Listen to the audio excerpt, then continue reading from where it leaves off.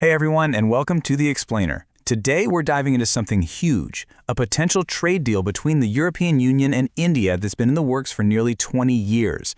This is a massive agreement, and its impact could ripple out far beyond just economics. In fact, people are already calling it the mother of all deals. And that's not just some fancy nickname. It really gets at the incredible scale of a partnership between two of the world's biggest economic players. So, after almost 2 decades of on-again, off-again negotiations, leaders are finally sitting down for a historic summit. They're aiming to make this thing a reality, once and for all. So who's in the room?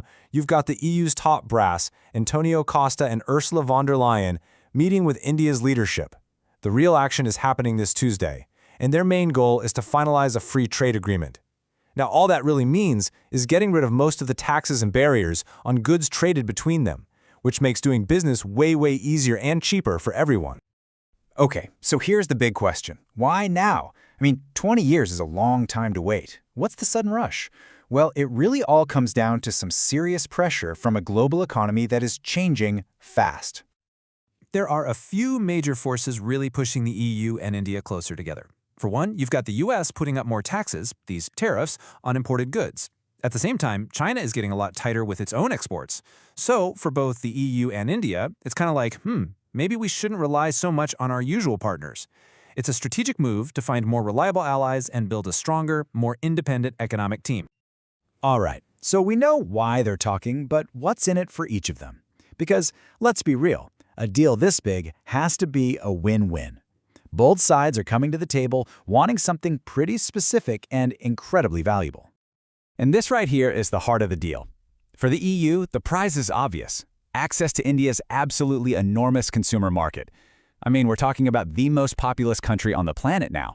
And for India, it's all about getting their hands on that top-tier European technology and, just as important, the investment they need to build up their infrastructure and create millions of jobs.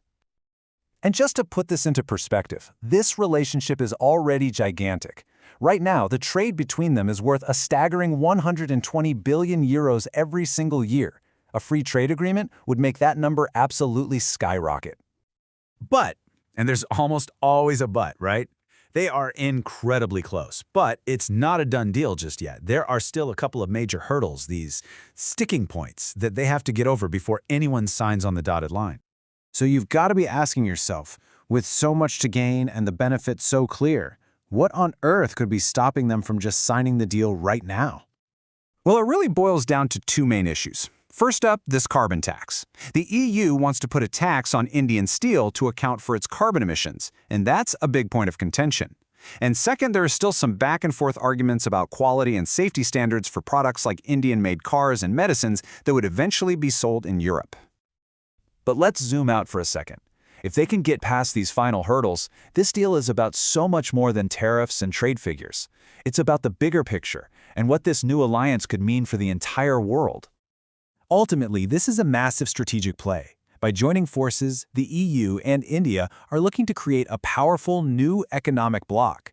And this isn't just about selling more stuff. It's about building a counterweight to the economic pressure coming from both the United States and China. This could fundamentally shift the global balance of power. And that leaves us with this one giant question. If the mother of all deals actually gets signed, are we witnessing the birth of a new, dominant force in the global economy? One that could reshape international relations for decades to come?